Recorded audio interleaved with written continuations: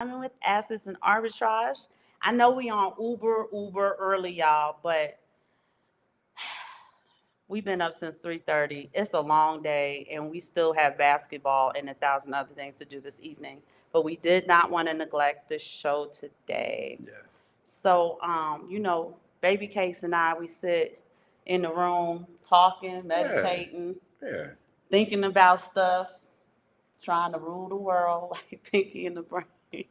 Yeah, like we say, we always gonna say, keep stacking, stacking, stacking, stack your sats, stack your ounces. Anything else you invest in, just keep stacking. We always say dollar cost averaging. I like to call it chopping wood. Just which means if you guys are familiar with splitting wood, it's an arduous task. Sounds very sexual.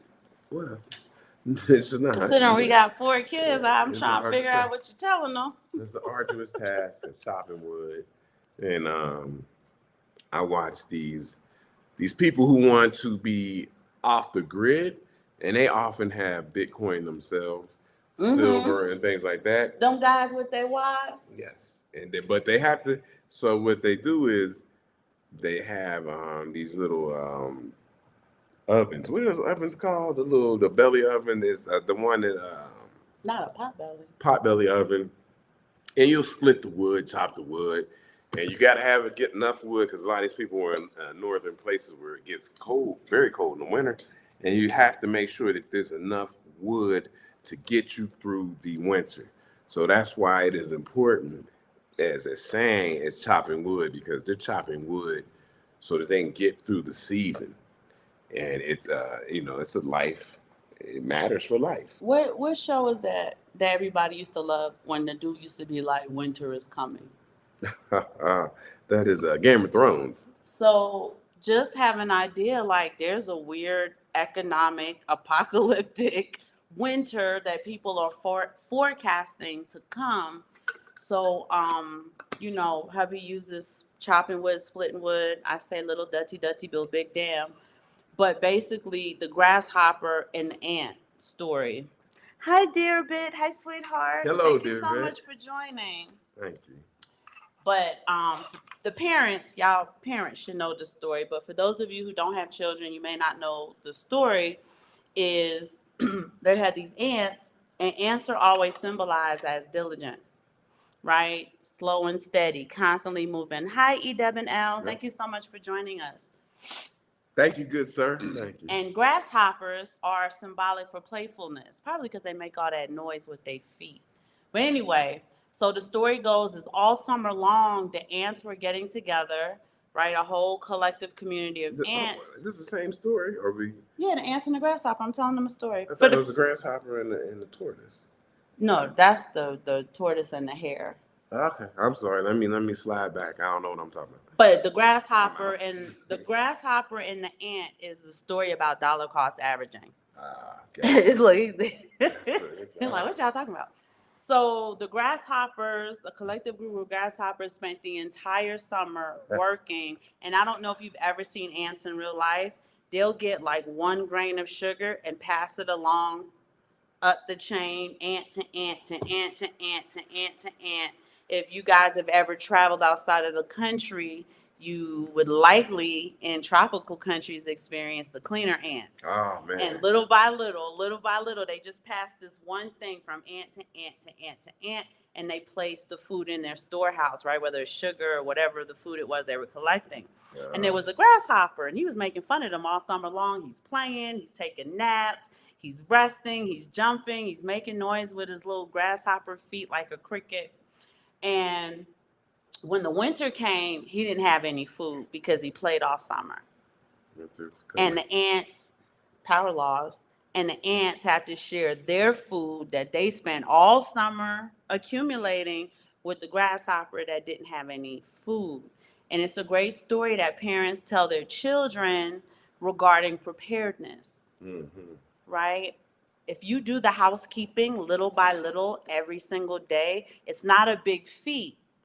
But if you were one of those people who got your syllabus at the beginning of the semester, know that this paper is 72% of your GPA for the class, and you waited the last 2 weeks of the semester to do your paper, you realize just how stressed out you were, and you probably didn't get the best grade that you could. Some people work very well under that type of pressure. Yeah. The majority of the people don't. And then you have the students who spend all semester long, little by little, getting their resources, putting their footnotes together, so on and so forth. And those are your magna cum laudes, those are your summa cum laudes, those are your surgeons, and all of these great people in life. So for us, there is an economic winter that people are forecasting. We understand that Bitcoin is ultimate scarcity, right? And we keep using the term ultimate scarcity because there are 8 billion people in the world. Yeah, that's what divided they say. by 21 That's what they say. million Yeah. Bitcoin, right? We're not even talking sats now. We're talking like whole coins. It's just not enough to go around. So for those of us who have access, little by little, for some people, 100 million Satoshis feels like a big, it feels like a big leap. It feels like a lot to do. And it's like, you don't understand that if you do, day by day or week by week or twice a month or month by month, you'll eventually get to where you're going. But it does require consistency, dedication, commitment, and sacrifice. Yes, indeed. So let's go into the what we're going to talk about. We got a few people in the room, and what we have on deck here is a book. Let's see the blank page. Oh, okay. It's a book that we had read a while back, but we revisited this over as we were talking to each other. It's called, what is this book called? This book is called The 12-Week Year. Is that what it's called? Mm-hmm. Make sure I'm all By right. Brian Moran and another guy. Okay, so this book is the author, Brian P. Moran and Michael Lennington. It's called The 12-Week Year, and it's about breaking your year down into 12-week segments, which isn't unusual, as you know, as you guys on investors, you understand that they do things quarterly. Yep. And that's all it is, 12 weeks quarterly. But what they're trying to do is run their life like you would run a corporation, right? Right. So we tell you guys all the time, Simon family, we don't play. We run our household like a corporation. So the 12-week year is something that we actually live by here. That's how we operate. And it's a way for us to supercharge our goals. Right. So it's like goal achieving with the Hemi. Right. So he breaks it down into six. He has 6 ways, and number one, which he said, the 12-week year speeds up, and you see more in the 12-week year. So if you say your year starts in January 1st, yep. So it goes to April 1st. We do January to April. That's how we start the year off. So where most people do their New Year's resolutions for the entire year. For the entire year. We do our benchmarks from from January 1st to April 1st. Mm-hmm. And then you and I typically sit down like a real board of directors. It's just the two of us. And we go over the benchmarks that we would have set in January, and we're reviewing it all along the way. We do every Saturday night, Simon and I go over our weekly goals, because 12 weeks is a very short, condensed period. So we have to do the weekly thing. We do it together Saturday night. Mm-hmm. And then on April 1st, we have like a mock board of director meeting on quarterly earnings. We deal in a life portfolio. So not just our finances, but other areas of our life, whether it's professional, personal. Y'all know Simon homeschools, so curriculum review, because the kids are also on quarters. And everybody in the house runs on a 12-week year. And that's how we get shit done. Mm-hmm. Go ahead, baby. So number 2, you kind of got through, excuse me, you got through 2 because it forces you to take action. And all that means is people, you know how people get to the end of the year, they want to, oh, it's in a year, we got to hurry up and do something. This forces you to take action in a small condensed period, like she said. So she really got to that. But I just want to talk about that too. Mm-hmm. And it's easy to talk about because like we do it. I don't even know you have to know that. You just tell them what we do. No, I mean, But I'm going over the book. so what people typically do is new year, new me, right? January 1st. And what your average person does or what the masses do is their plan is out to December 31st. So you're giving your mind the illusion that you have more time than you really do. Yes. In a sense, you do have a hell of a lot of time, Yep. but not really. And then what happens, right? By, let's say, March, you're not going to the gym anymore. You're not eating clean. What are other New Year's resolutions? You're not saving money. You're not doing any of the things that you sat down on New Year's Eve putting together in your notebook or putting together in your mind. 2, most people do their New Year's resolutions here. And the mind is a funny thing. Excuse me. While it is a supercomputer, it's also a very abstract world. Stuff just floats around in there. Sometimes things float away. Sometimes, like a supercomputer, information gets archived. And y'all know when you're using a computer, if information gets archived, you have to perform a function in order to recall that information. Right? So sometimes you have the best of intentions to do stuff. That information, your brain done archived and you forgot that you said that that's what you were going to work on and that's what you were going to do. So with the 12-week year, like he's saying, it forces you to look at your goals daily, Yes. weekly, in a shorter condensed period. Mm-hmm. So what you would do is you're going to get 4 times as many goals completed as the average person because your 12-week year consists of 4 segments. So that's one of the reasons why a lot of times when people are looking at some of the things that the Simon family does, the way we incorporate our children, running the house like a corporation, corporations, I don't know any corporation that doesn't run in quarters, right? First quarter earnings, second quarter earnings, first quarter report, second quarter report. I don't know any corporation that doesn't run that way.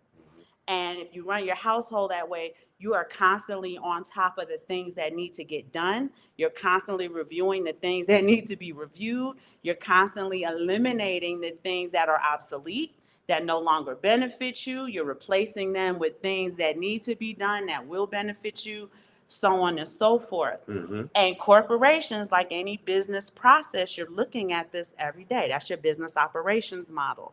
Business ops is a daily thing. And you run your household like that. That's how we run our household every single day. And then we have our, end of week summary. Simon and I, we sit in the bedroom. That's our pillow talk. Nothing romantic. We're doing our end of week summary. And then we revise or revitalize or eliminate. Yeah. And I want to just, we're going to recognize everybody. Shoot, I'm sorry, guys.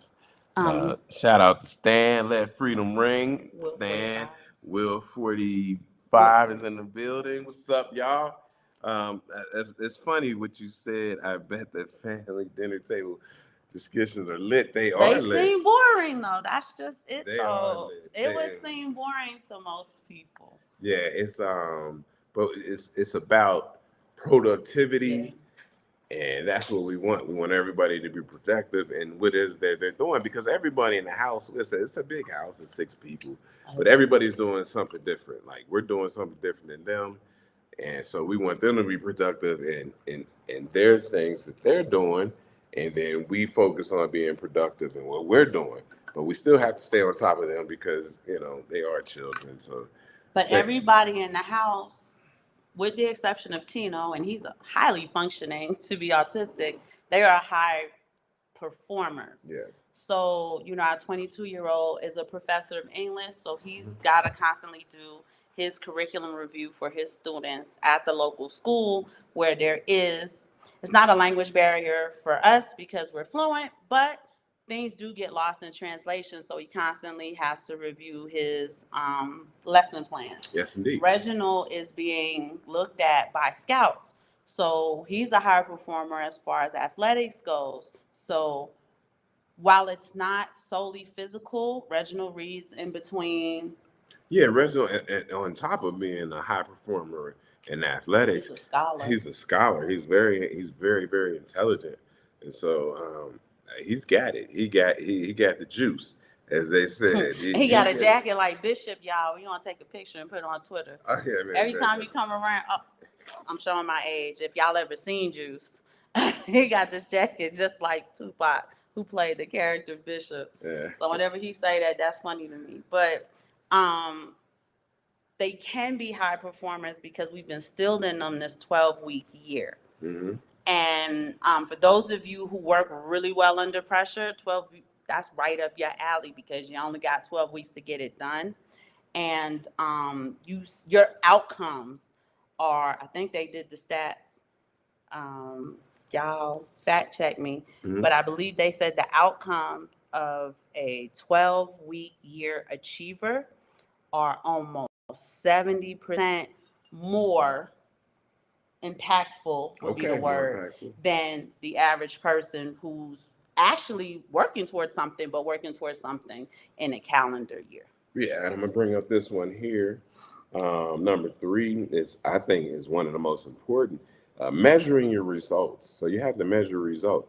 You have what he has is lead and lag indicators, right? So if you looked at that, you have to think about, execution is the most important, right? It's the main lead indicator. Let me get that right. I'm sorry, y'all. So a lead indicator would be something that you could see as you do it, and a lag indicator would be more considered as something where you're looking for the end result, right? So say if you want to lose 30 pounds, all right, the end result is 30 pounds of loss of weight. That will be a lag indicator. The lead indicator is, are you going to the gym? Are you following your diet? Are you doing the things that you need to do to get to the end result, which the lag indicator? And what he also emphasizes that be more focused on the lead indicator, what you do every day. Your behavior. Right? Your behavior is more important than the end result, right? If you set out to lose 30 pounds and you lost 27, all right, so you didn't meet your actual goal, but the execution was there every day, chopping wood. And so that's measuring results, and measuring results, and it develops into a habit. And I didn't want to. I don't know what else we got on here. Before you go, right? Because this goes right into lead and lag. So we are not sponsored by these people. These are tools and instruments that we use to get the gains and the outcomes that we get. I know you guys probably like, "Ooh, you got super type A personality." Yes, I do. I'm so sorry. And I could probably only be, when they tell you there's somebody for everybody, I could probably only be married to him because he understands my level of crazy. What are you talking about? Are you talking about back in the day? Back in the day when you used to chase me around and she finally wore me down. Y'all don't listen to him. She wore me down. Nobody chasing him. Oh, what nobody chasing him. E. Devin L. said Bishop was something else. He was a straight up menace. Bishop had to die. I took that character the first. I know. He was all hyped up, talking about Rodimus and we always running like the goddamn track team. Rue laughing. Rue, ain't you supposed to be at work? You watching from work, Rue? Oh, really? I want to shout out my content cousin, Ruel Black. That is I'm going to call him my mystic buddy. We be going there in the esotericism. So we're not sponsored by these people, but like I said, these are tools and instruments that we use that we feel are powerful. I don't have another word for it. So this is it's the Clever Fox. It's by a company called Panda planners. The Clever is the 13-week Ultimate Achiever Planner. Baby, what you about to do? Hold on, I'm gonna get my readers so I can sit on what I'm talking about. Oh Lord, y'all. You see how vain he is? Y'all didn't even know he wore glasses. Did y'all? I He need won't my wear them. readers, man. He I can't can't see read nothing. shit. So this is the Clever Fox 13-week Ultimate Achiever Planner. I've been using these planners for years, probably about 5 years now. And as you can see, I'm not BSing y'all. Like, we use the planner every day, all sorts of colors. So it breaks it into, you got your goals in the beginning, and it's very definitive. So define my goal. And here is like my health goal. And then like what areas of your life is it going to impact? And then here it'll say, if I achieve my goal, how will my life improve? And these have to be clear and concise statements that you make. All right. It really brings out the writer in you. And then you have what they have, milestones. Well, milestones are really your benchmarks. So by April 1st, for here, the weight loss, I had to do by May 31st because there was a certain amount of weight loss that I needed to get, and I couldn't get it in 1 quarter. Benchmark 2, how much activity I need in a day. Benchmark 3, how I'm going to take my vitamins, etc. Benchmark 4, what exercises and diet that I need to have in order to meet my goal. And then you have like a little mind map with stickers and stuff. And you have about 5 goals, so different areas of your life, personal development, career development, so your occupational goals. Y'all know I go hard at work just like I do at home. And then the financial goals are blank because Simon and I we are, what's the word I'm looking for? We are going to be doing something completely different this year. Of course, dollar cost averaging for us is like breathing, so it's automatically going to get done. Yeah. But we do want to revisit how we're going to be doing certain investments. God willing, I am looking at a substantial raise. So Simon and I are really Simon because he's the brains behind the wallet. Yeah, and this is He the brains behind the wallet. This is a Bitcoin cryptocurrency show, but we do keep introducing precious metals. So we have heavy investments in precious metals, mining here in Mexico, as we are here in Mexico. Yeah. We want to do something radical. Yeah, so we're looking maybe to open our own mine. Okay. So sounds scary.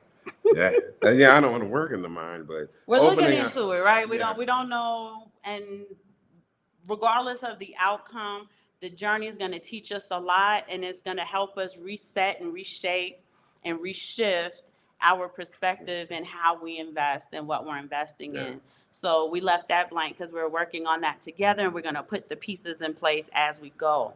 But that planner helps to keep you on task, right? If you miss a day in the daily part, no big deal. It's undated. You just start fresh the next day or whenever you come back to it. I think it's like $20 on Amazon, but absolutely worth the investment. And then if you're like, yeah, I can probably buy $20 worth of Bitcoin, you can make your own planner. So this is more for 6 months than it is for quarterly. And we just break the goals down, spiritual goals, health goals. Y'all know I'm trying to stay fly for him. Personal development, occupational. And then where you see the tabbies, all I do is as I'm benchmarking, as I'm getting stuff done, as I get ideas, as there's things that need to be done, we jot them out here, and I review these weekly as well. And and just for my family out here who are sports fans, you understand. We sit around, we watch football, and we watch basketball. You understand that the game is broken down into 4 quarters. And I, as been a former athlete, high level athlete, I'm gonna give myself that pat.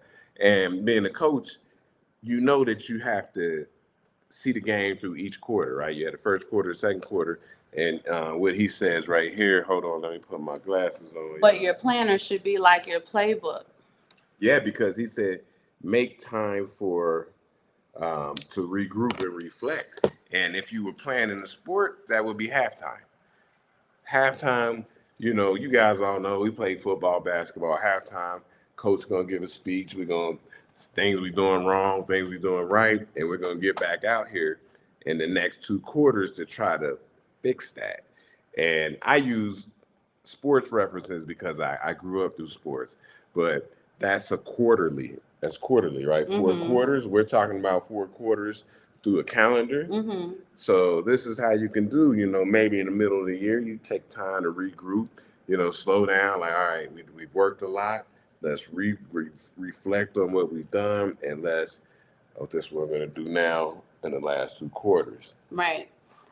In addition to that, and this is why we talk about the discipline, we talk about just like you manage your money, there are people who manage their money well and their time management is shit. And you got to remember that time is your most precious commodity. So if you're trying to kind of tighten things up, you definitely want to do what I would call is a time study, and not anything real tedious, but just how do I spend time during the day? What time do I wake up every day? Do I wake up at different times every day? Do I wake up at the same time every day? Is there room for me to get up a little bit earlier so I can organize my day before just jumping in and reacting and responding to everything that comes my way? Because what that leaves you feeling is you did a whole bunch of stuff today and didn't get anything done.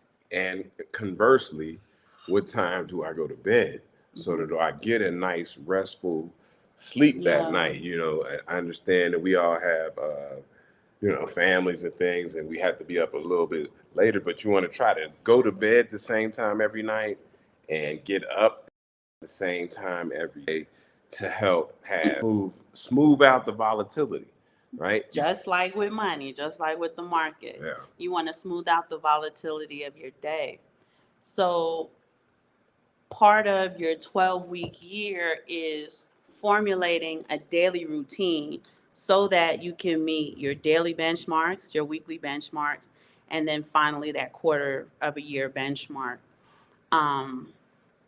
The most productive people, when you talk about wealth and the wealth mindset, and we're now starting to realize that in that wealth mindset, Bitcoin has its own unique profile in a sense, right? The most productive people typically get up between 4 and 6 a.m. Yes.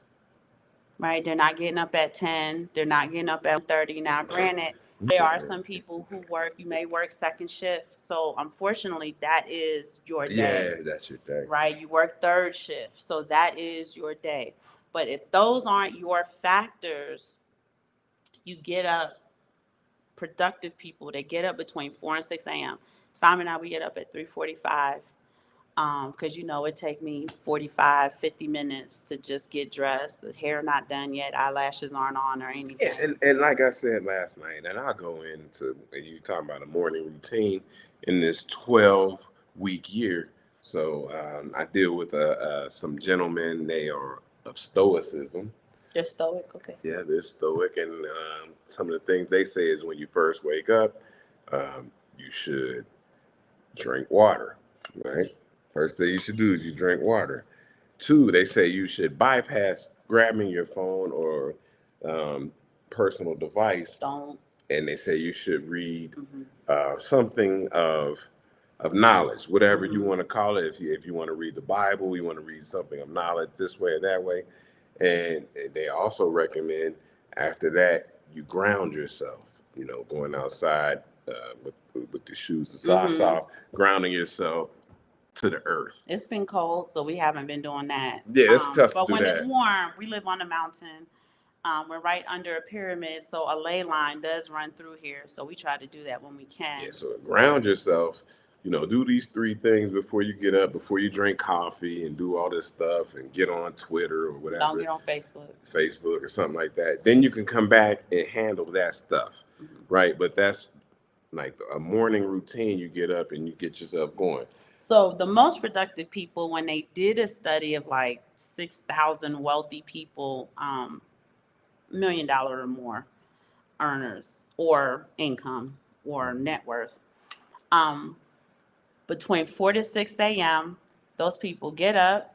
They either read, like he said, or they read their Bible or they pray. We prefer to do Bible study in the morning. We start the day with God, we end the day with God. And they make their bed.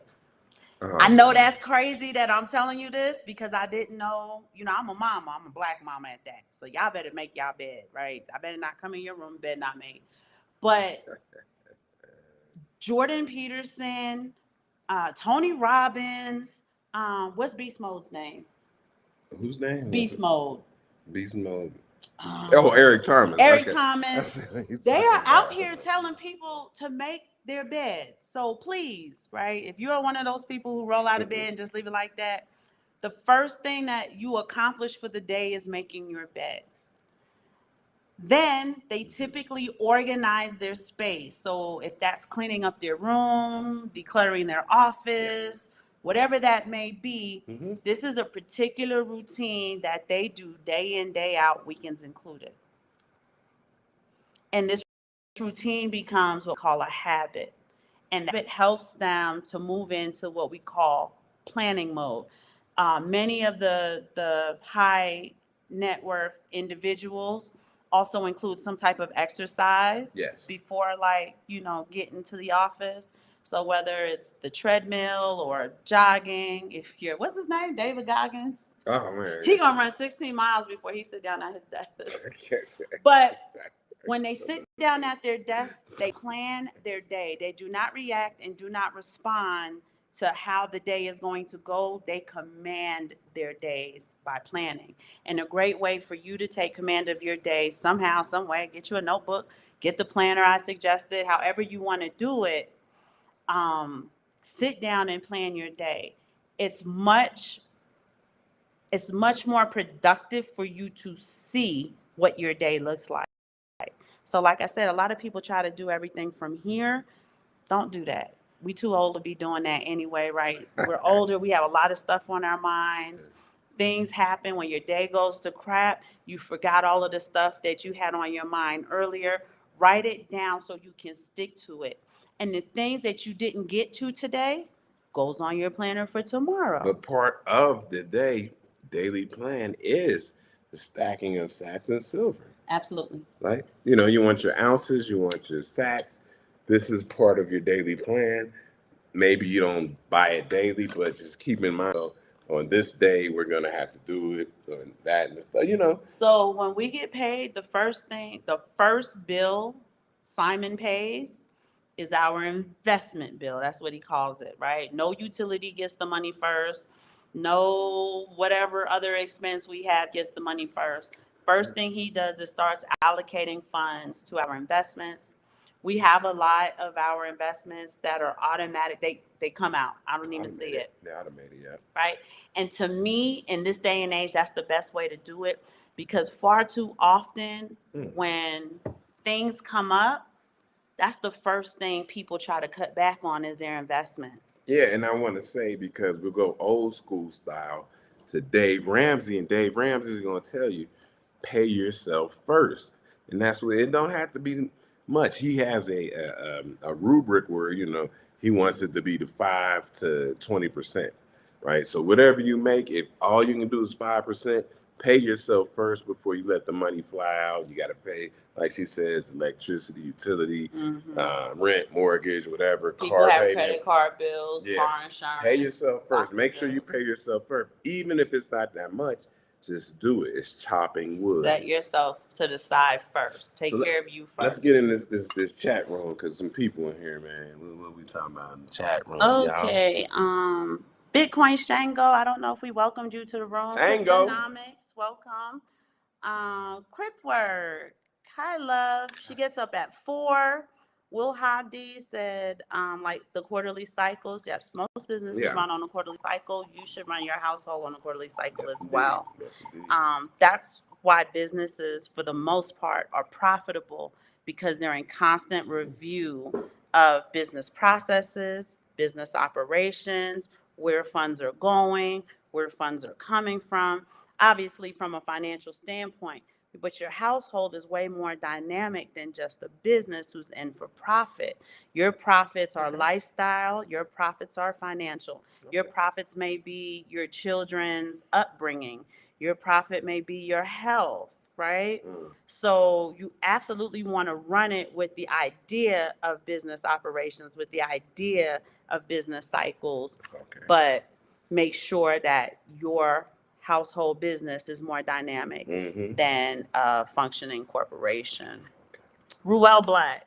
Yep, there's a ley line that runs through here. There's a pyramid up there that they have these monks and they protect the pyramid. Not sure what's going on there, but we can feel the ley line. There's a lot of activity.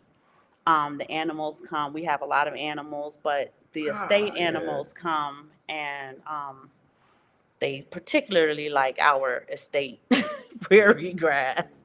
But I think it has something to do with the ley line, if I could be, if I had to suspect. EWNL 345. Wow, stoicism is pretty deep though, for real. Ruel Black. In Islam, it said if you don't make your bed, bad jinn can hop in it. Hey, that's what's up. Bad jinn can hop in it. Yes, indeed. That's what's up. He's Cleanliness real. is next to godliness, but you absolutely want to make up your bed. It is the first thing that you achieve for the day. So make that a thing if it's not a thing for you. Y'all are probably among of the most underrated folks on YouTube. Oh, thank you, Bitcoin Shango. Thank you both. Bitcoin Shango says, I love ounces. May not be the ounces. Y'all are, oh. He like, ounces. Oh, okay. Well, you gotta stack your ounces. That's all I'm gonna say. And then D on Ondamov says, hey y'all, please say the planner name again. Yes. D Love, it's part of Panda Planner is the name of the company, but the actual planner on Amazon is the Clever Fox 13-week Ultimate Achievers Planner. Now, this planner is not for the faint of heart. And if it takes you a few tries for it to become habit, take all the time you need. But if you can get into making this your daily mojo session, make sure you do it. It comes with these great stickers. So y'all see, I use the stickers. I use different color pens. Like, I'm very creative. So if I'm going to sit with this for 15 minutes in the morning and 15 minutes at night, it's got to look the way I need it to look. I even, scheduling when Simon and I got to go get groceries, my meetings. I also scheduling loving my hubby. Make sure I give him kisses for the day, family prayer, coffee date with hubby. It's a great planner, but it's a great way to get your reviews in. And then I just want to show them the weekly review. It's very nice. You write very small. I do write very small because the lines are small. The lines are small. I need a legal pad, y'all. You need the college rule. You need that wide rule. Yeah, I need that college rule. But they have a weekly review where you That's nice though. Let me do this one because I just did it. Yeah, but let me go in here. He said, "Awesome sauce. Hey y'all, please say the hey yeah, I got the planner. Okay, yes indeed, yes indeed." So you got like the weekly.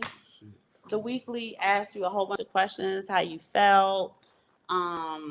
Are you taking time to rest and recharge? What 3 things are motivating you no matter what? What are your wins? What can you do better? What do you need to improve on? What are your professional strengths? And you sit and you answer the prompts. So it's a really great tool to get you into that discipline and to get you in the habit of doing what you need to do. You see what I couldn't have. It was got very small. Bitcoin Shango. Most sayings and old wives' tales that we all grew up with in and around church, Black, Christian, and Islamic, have their roots in our ancient pre-missionary traditions, and that's true, right? Simon and I, we make the bed and then we sweep our room, because y'all know, for the West Indies, I don't know about the foundational Black Americans, but for the West Indians, you're sweeping away bad energy and bringing in good energy. So I do sweep the room. It shouldn't be superstitious because I'm cleaning, but it's a way to sweep away the bad energy and bring in good energy. And for the homie Bitcoin Shango, we did have a nice, what would you call it, statue. Oh yeah, Of we the had warrior. Shango. Yep, Yeah, we the did. warrior Shango that we got from, it's called the Magical City. It's in Cuernavaca, Mexico. You can look it up. It's a great city. You It get a was lot made of of things out. onyx. Yeah, he was made of onyx, but my kids destroyed it. They The broke it. baby dropped it. They broke it. I put it back together. And he broke again. And he broke again. I put it back together one more time, and then he shattered. So we had to. That was enough. Yeah, but Shango, we had Shango right there in the living room. Yep, a So big shout black out. onyx Shango. So shout out to Bitcoin. I forgot about that. Bitcoin Shango said, I just threw the planner in my Amazon cart. No worries, y'all. Ooh, I'm gonna write a planner so y'all can buy it. No worries, y'all. I write hella small tools from decades of having to write in them old military pads. That's what I'm saying. That's what I'm saying. I'm used to writing in these little small spaces. Right? That's come on. No lines. My words is like creeping down to the right. I think I write up to the left if there's no lines. Yeah. Up to the right, I mean, if there's no lines. But we realize we've been saying for a long time that we run our family, we run our household like a business. And we've gotten a few emails lately like, that's great. How? I wanted to get to the last two though, because I jumped over some. So we got to get to accountability. Mm-hmm. Oh yeah, biggie. Excuse me. I can't even get it together. Results every 3 months.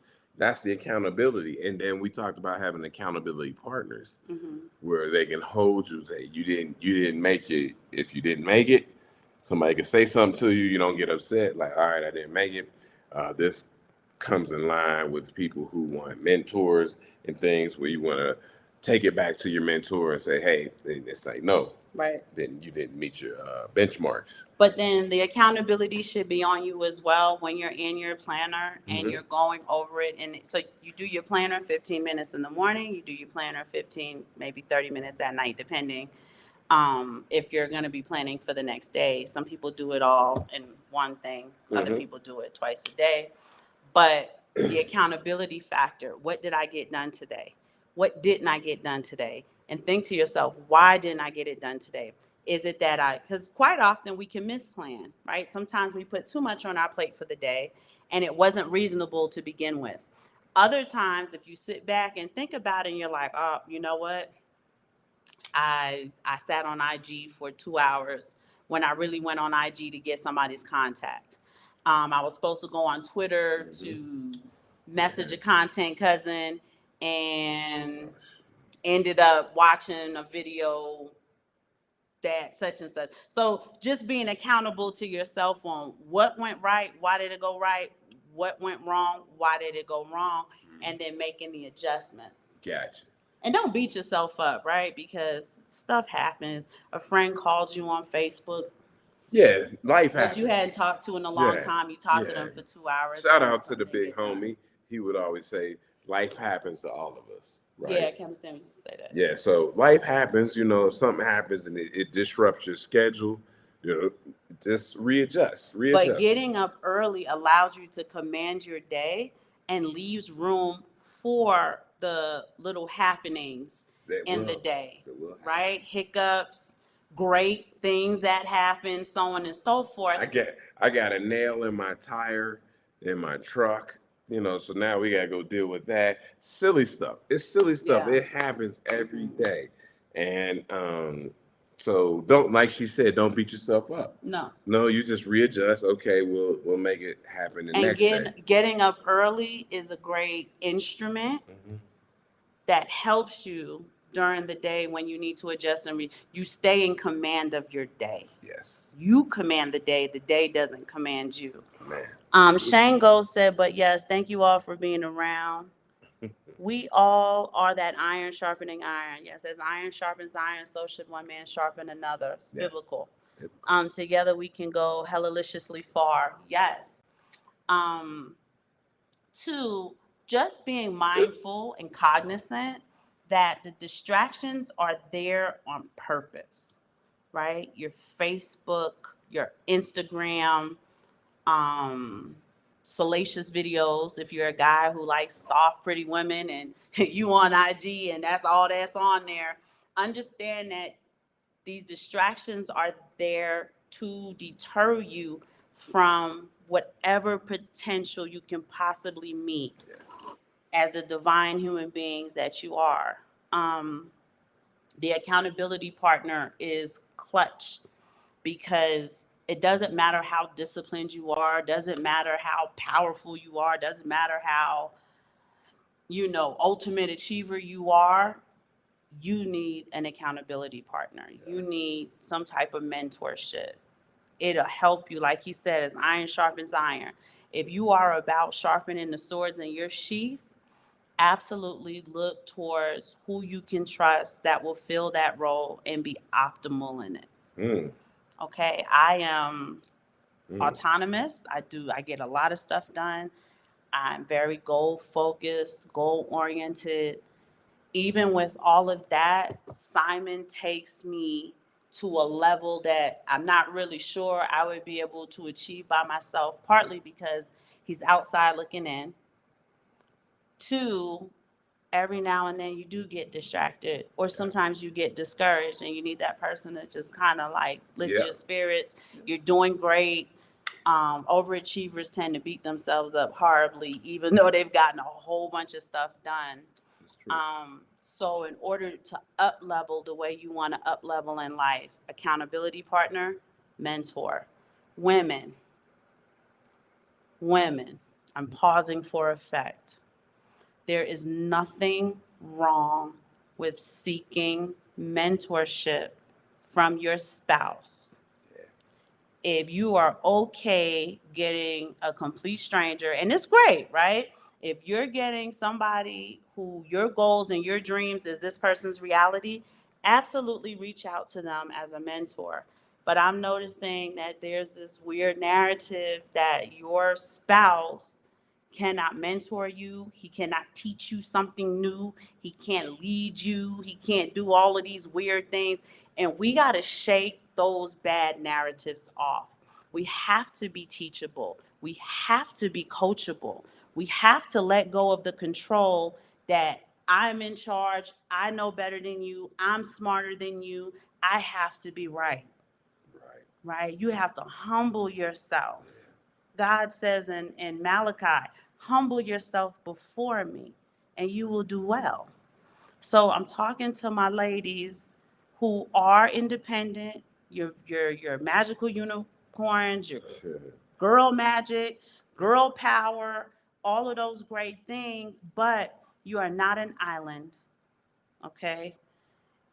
You're not a peninsula either, right? So if y'all gonna hit me with the Andre 3000 line, you're not a peninsula either.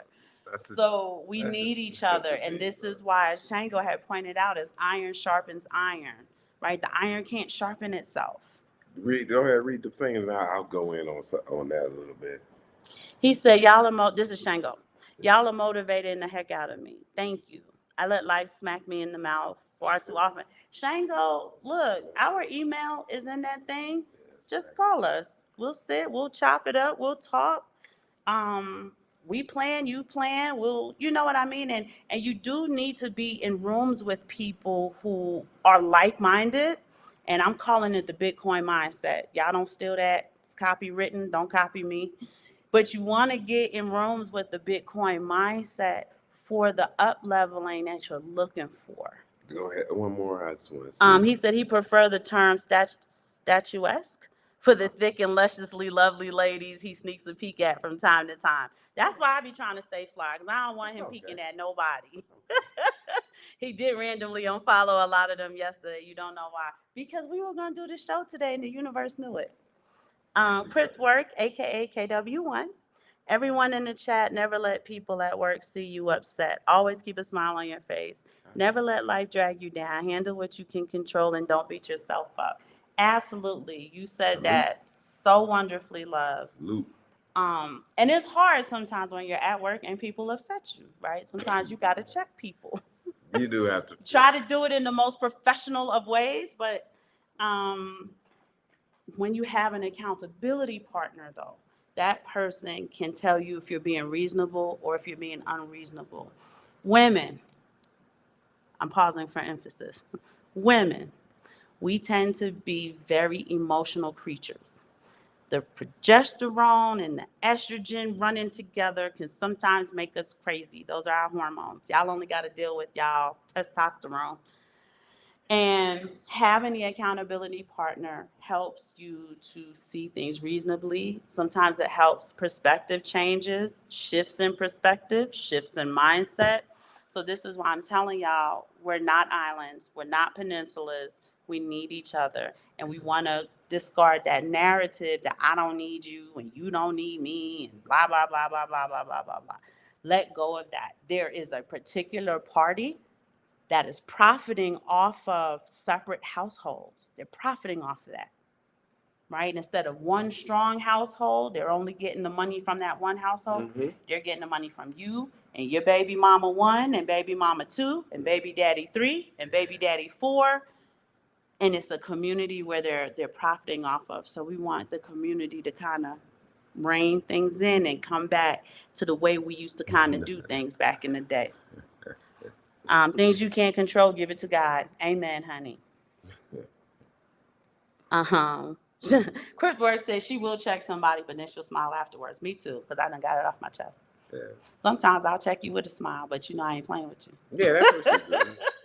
I ain't playing with you.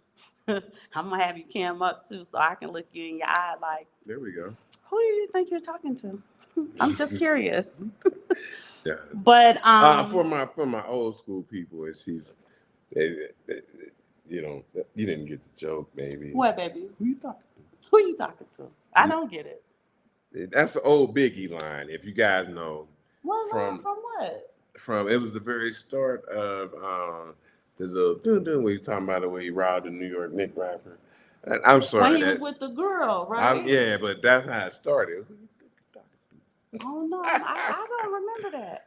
Yeah, we trying to see if we could do a hip hop show or something. We could do a segment on bars and stuff. Yeah. Bitcoin Shango. I had a former soldier of mine tell me, Big Sarge, the reason the command team keeps messing with you is you always smiling.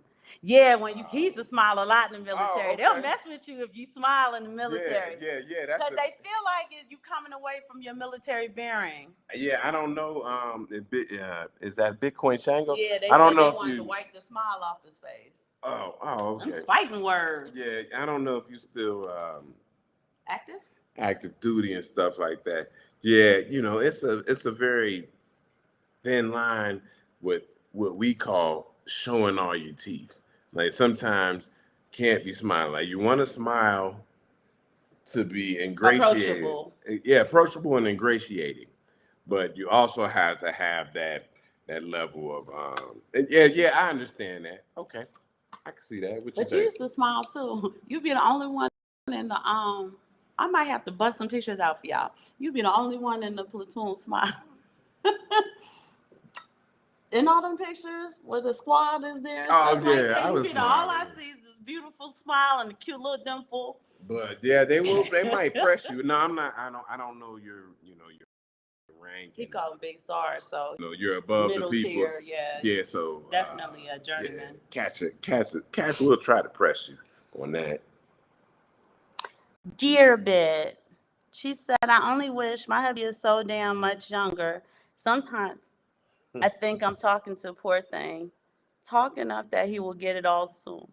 Hopefully he'll laugh and ask, why did he listen to me? Okay, so she's the mentor in that relationship. Oh, okay. Dear Bit. Is that That's Audrey. Okay, Audrey. That's Audrey. So in this relationship, and I get a lot of flack for it. Let me ask a question. If I missed that, her husband is younger than her? Yeah, so she's the mentor in that relationship. But I get a lot of flack, y'all. Y'all know I tell y'all all the time, he changed my life. right? My husband is my mentor. He's my accountability partner. He's the head of this household. Yes, he is my head, right? That's scripture. Y'all go check it out. And I get a lot of flack for just speaking a truth, right? And that's the truth in my relationship. My husband knows how to lead. My husband is a visionary. He knows what he's talking about. He has an excellent track record as a husband, a father, and the head of the household. It's like if your CEO is getting gains and making profits and taking the company to the next level, if your husband does that in the house, why we can't give him that same credit that we would give our CEO boss at work? And I just notice a lot of people give a respect to strangers that they wouldn't give in the household where it's due, right? We're not talking about households where you're not a leader, you don't have vision, you're not leading your family in the right way. I'm not talking about that. But when I tell women this is my truth, and I'm a very intelligent woman, so I know what I'm looking at. My husband is my mentor, and it's just in that direction. Not to say that we don't leverage each other's strengths and weaknesses, but he sees things in a way that I don't, hence the vision part. And I'm honest about that. I'm very humble when it comes to what I need and the ability to be coachable and teachable and so on and so forth, because I have somewhere I want to go. So I'm going to humble myself and take the direction and take the guidance that the Lord has given me right here in the house. I don't have to reach outside of my house to look for it. So I'm not sure why I get so much flack for it. But ladies, if your husband is the CEO of your household corporation, amen. And be proud of that. Be proud of that. I want to see what this is. Bitcoin Shango said he retired 5 years ago this month. He's an NCOIC. So he had to be approachable, but they all got relieved of duty by a 2-star. God was good to him that day. Yeah. Oh wow. Because they were saboteurs. Yeah. And you can't have that on the team. That's deadly. Most definitely. Yeah, if he went into a theater of operation with them, he would have gotten friendly fire. Oh boy. Oh man. I wish I could do a show on friendly fire. And see, she brought We this should. up. But we should do a show about saboteurs. And you being people's friends. Yeah. And them not being a friend to you. Yeah. We're gonna do a show about it, Shango. Yeah. And it because I hate it. We having some situations right now. Right now. Saboteurs and friendly fire. I can't stand saboteurs and stuff like that. So we're not gonna keep you guys too long. Dear bit, I love what you guys have. It's how I was raised. My father led. He was a good man. My dad led too. He was a great daddy. I know her father. He was a great man. I never told me no. Led me to spoiling. He was a great man. But we wanted to give you guys some tidbits on some of the stuff that we do that allow us to get the outcomes that we get. And here's the thing about outcomes, y'all. You don't have to tell anybody about the outcomes you're getting. The proof is in the pudding, and people talk so much that they will eventually tell on themselves. And one of the feedback that we get is people just love our authenticity. We don't tell y'all nothing we don't really do. We're not to say we're not building a brand. It's just that we're building our character. We're building our family, like for real. And the brand just works with that. If you guys are out here building brands and you see it all the time, people are building brands based on illusion. Right? I don't know how many of you guys saw the T.I. Tiny debacle with their son King, right? So T.I. was trying to build a brand around family. And it only took some time before it came out that that's not what your children are going on platforms where there's millions and millions of streamers, and they're saying they don't raise kids. That's not what they do. We don't live here in the house with them. And it got to the point where they're in trouble with their production company because they entered into a contract fraudulently We see a lot of people who say, I'm a trader and here go my wins and this, that, and the third. And then when you kind of look deeper into it, they're trading from a demo account. And they're trying to lure you into, paying for them to teach you how to trade. They're not even trading real money. Build your brand on authenticity. Build your character first, right? Put that together. Walk in truth. That's what the Bible tells you. Walk in truth, and then all other things will be added unto you. Those things will just accompany you naturally, and you'll get a lot further than if you're building stuff on pretense. Mm-hmm. Yeah, what's up with our homie. Bitcoin Shank. Oh wait, Ruel. Ruel said, "Have a good one, y'all. Thanks for dropping that knowledge." Bye, Ru. All right, bro. Bye, content cousin. Shango. We tend to be very friendly to people who are not friends to us. We have big hearts because that's love, loyalty. We try to show others. Shame others. It's a shame others are hurt so much that all they know how to do is hurt. And that's the truth. But a lot of times people will hate you for being great. They'll hate you for walking in your truth because a lot of times those people have what we call imposter syndrome. They want to be that thing that you walk in and that you are naturally, and they hate you for it. They resent you for it. They dislike you for it.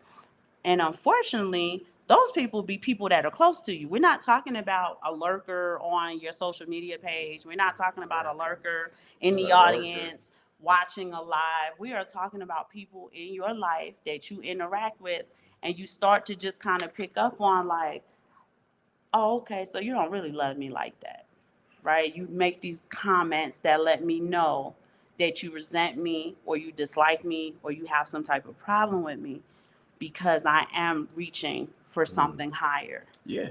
And they're scared to reach for something higher, or they don't want to put the work in that you're willing to work in, the work you're willing to put in order to have the outcomes that you have, in order to have the lifestyle that you have.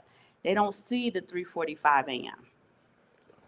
Yeah, so they don't see you running on the track and you can't have hardly breathe when you got a nice body. They don't see the work you put in when you're dollar cost averaging. You're sacrificing. I would love those boots, or I would love that jacket, or I would love that car. And you're sacrificing. And all of a sudden they want to know, you're a whole coiner? You got multiple whole coins? Yeah, while you was out at the club buying bottles at the bar, I was at home dollar cost averaging. That's what we were doing. There's a story about, is it Eric B. and Rakim? Well, oh man, it's not Eric B. and Rakim. It's actually EPMD. It's EPMD. Yes. So the story is one used to party, chase after the girls, and the other one is in the studio. He's buying real estate. He's making very good financial investments. Yeah. He's not out partying.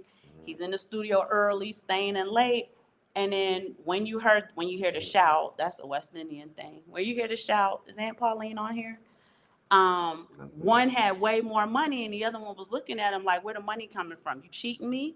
Like, nobody's cheating you. You mismanage your money. We got paid the same. Yeah, and you mismanaged your money. They did a documentary on that. You want to go catch it. But yeah, it was just simply about management. But they fell out over that. Yeah, management of money. Fiat currency management of funds. And it wasn't a situation where he was secretly, siphoning off funds or anything. It's just that when you got paid, that's what you did. And when I got paid, that's what I did. Yeah, and that happens, and that's part of chopping wood, because you're doing something else, and I'm chopping wood. You're the grasshopper. You're playing. You're running, and then you gotta come, and that you'll resent that too, right? When the winter comes. And we got a full stock house. The stock house is full. The barnyard is full. Whatever proverbial metaphor you want to use, it's full. Your Bitcoin wallet is pressed down, shaking, and overflowing, right? They resent you for it. So we should do a show. That would be a form of pocket watching, though, for real. Yeah, man. And for the people out here who said, because we got in early. So for those talking to you. So see, I would like to talk. He was talking to you. Individual. I would like to talk to him directly. apparently, because we got in early, we're not real Bitcoiners. Because we got in early, we're seeing gains, and that's why we're seeing gains. But again, this person doesn't see us every 2 weeks. Simon has a plan for money, no matter where it comes from, if it's expected or unexpected. So there's a lot of people who every now and then they get an unexpected windfall of money and there's no plan for it. So by the time the money passed through their hand, it's gone. He always has a plan. So there's a plan for the money and we stick to that plan. Yeah. So if we do, and every now and then we do get unexpected sums of money, we get an opportunity where we can work a consultation or something like that. And it was just like, oh, I didn't expect this. And we got, extra couple thousand or whatever for the month. There's a plan for it, right? Before it even gets to cross the radar of our mind on what we can do with it, we already have a plan for it. This is where it's going. People don't see that. Yeah. So, and it's something we consistently talk about. Something that I think that everybody, should have in their mindset. Absolutely. Add that to your plan. Unexpected money, doesn't matter how much it is. If it's $10, $100, $1,000, $10,000, here's the plan. Right. And the old Dave Ramsey, and you guys, I know people bang on Dave Ramsey, but go back and check out. Everything has a utility. Everything has a utility. He'll tell you how you should allocate your money, and you should put whatever in 10% here, this, that, and the third. Check out Dave Ramsey to get started and move forward. And if you want to be, somebody, you want to double down on stuff, and you're ready for that, right? Right. But don't treat this thing like a damn casino. Be intentional about your life and every facet of it, right? So, yeah. It says, they say you only live once, but apparently you only die once. You live every day. So with every day that you live, be intentional. Invest that time in yourself and planning your day. Bars. Planning your finance. Planning your professional development. Planning your personal development. That includes your health. That includes maybe reading more, expanding your knowledge base about something or everything, however you want to do it. Maybe it's learning to write or learning a new skill, right? Invest time in yourself. And if you take some of that time away from the time we spend on social media and you invest half of that in yourself, you're going to start to see up leveling.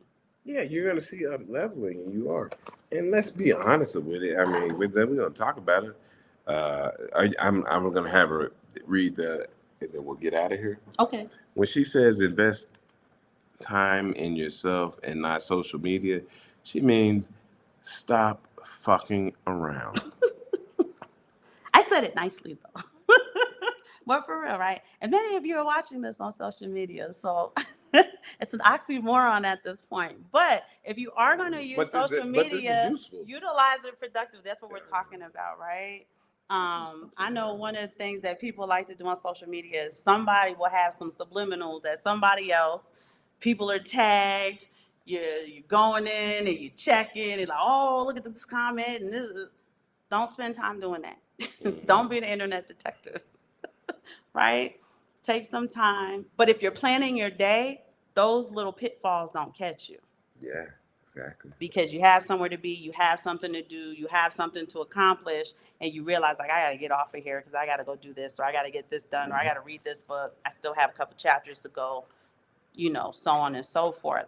So we just wanted to motivate you guys today because in spite of economic winter, in spite of political upheaval, in spite of whatever is going on in the world, you have control over you and your household. Yes. And we're going to get into this again. Go through these things, and now I'm gonna okay, so Bitcoin Shango said he's just waiting to be called a miser, hoarder, borderline sociopath because he got his Bitcoin early. Yeah, we got some shots at us too. Okay. I totally see the government. Hold on, babe. I totally see the government's trying to force me to share my Bitcoin. Bitcoin, what is early? We're all here early.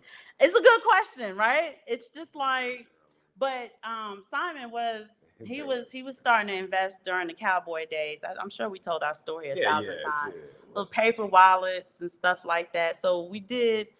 But We were early is now. blessed. Now is early. Now is early. Because once 10 years from now, somebody gonna be like, "Oh, I didn't get it." Now is early.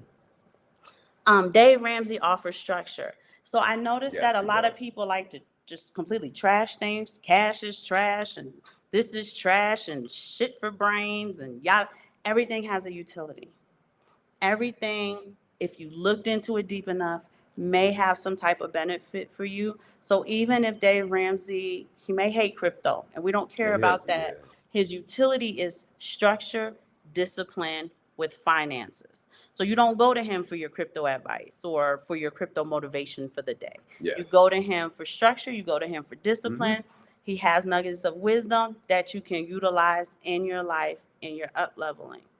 And if y'all don't take anything away from the Simon family, the Bitcoin mindset, one of the things that's tethered to that is understanding that everything has utility. We don't completely trash or denigrate or toss out the window the entire bathtub, baby, water, bathroom sink. We don't do that. And there's a lot of people in the space that practice that. Right? Everything has a utility. Just take a moment. Is there wisdom in this? Is there a wisdom here that I can apply in my real world application that will benefit myself and my family? And if the answer is yes, don't listen to the narrative. Don't listen to the trends. Go with that. Take a note of it. It may not work for somebody else, and it wasn't designed to. That's true. Right? So when you have somebody like, nah, that's crap in this. Okay, it didn't work for you, mama. But I found a benefit. I found a utility to it, and I'm going to utilize that. Dear Bit. Oh, she said, go on now, Aaron. Let freedom ring. Good points. G-Man. Thanks, fam. We going to be up? I think so. So, I don't know. We dropped some good gems today. Everybody enjoyed it. Do you think? Right? I think so. So yeah. Some takeaways. Plan your day. Develop a morning routine, right? And make sure your morning routine consists of at least some water, making your bed, grounding yourself in some way, and getting some type of burst of activity in. Okay? Your morning routine should also, if you can get up maybe 15 minutes earlier tomorrow and do that for a week, and then get 30 minutes up, you get up 30 minutes earlier and maybe do that for a week, 2 weeks, and then an hour. That way you can get up at the ideal hour for you. Yeah. Right? Whether that be 4 or 5 or 6, pick one of those. And if you're getting up later than that, just do it in small increments so you can develop the habit. We have supercomputers. Set the alarm. If you're trying to structure your day, set multiple alarms on your phone, right? By 6 a.m., I should be on the treadmill. By 7 a.m., I should be dressed and ready for work. By 8:15, I should be on my coffee date with my husband. By this time, this is what I should be doing or working on. So sit down and meditate on ways that you can structure your day. Time management is a discipline just like financial management, and just understand that time is the most precious commodity. So if you're mismanaging your time, in a sense, you are mismanaging your funds, because you could possibly tighten up your time management, and that will eventually lead to some type of profit later on down the road, and hopefully, like we said, every quarter. So what the average person is achieving or not in a calendar year, you're doing 4 times that in the calendar year. Yeah. And we'll revisit this because this is very important. It's not something you can learn right off the rip, right? And it's habit development. Yeah. It's commitment. And a lot of it is sacrifice. You're sacrificing sleep. You're sacrificing just kind of like, I don't like to say dicking around, but just sacrificing, Yes. being idle. That's what I would like to say. You're sacrificing being idle, A lot of times you're sacrificing some type of fun activity because you're probably studying, putting a plan together, working on a plan, reviewing a plan, right? It's a lot of structured environment, and it's really good for the soul. It is, and like I said, we'll come back with on Wednesday. We'll come back with something. I think we have a good show planned for Wednesday. We want to talk about some different things as far as planning, but what else we talk about? Strategic planning. Strategic plan. There she goes. She got it. Because we're getting some emails where sometimes we'll talk about things and we're not getting into the details on how to execute that, and we don't want to miss that, right? We don't want to take for granted that this is how we strategically plan. Now, granted, you can utilize our ideas and our points and fix it for yourself, make it work for you. Maybe you have something you could share with us, and we'd be like, oh, that's taking us to the next level. But it's going to be strategic planning. So we are going to go get the boys from basketball. Yeah. We got a few other things we got to do, but we definitely going to be on a Wednesday. We are so glad that y'all are patient with us as we are trying to be consistent, but we do have to be a bit flexible on where the live fits for the day, because we don't want to take the quality away in maybe rushing a show or anything like that. So thank you so much for being so flexible with it's early, it's late. Yeah. We love y'all so much. To my content cousins, holla at us. We just chop it up. We don't need to do a show. We could just talk and chat. Anybody out there, if Bitcoin Shango, definitely email. So Simon and I, we could sit and chat and get to know you and stuff like that. Yeah. But all of you are welcome to email us at any time. We do phone calls. We do face-to-face. Whatever it is you want to have on your mind, we are here for you. Yes, indeed. We are a community, and however we can help, we will try. All right. Y'all take care. You take care too, Bitcoin Shango. Have a great Monday.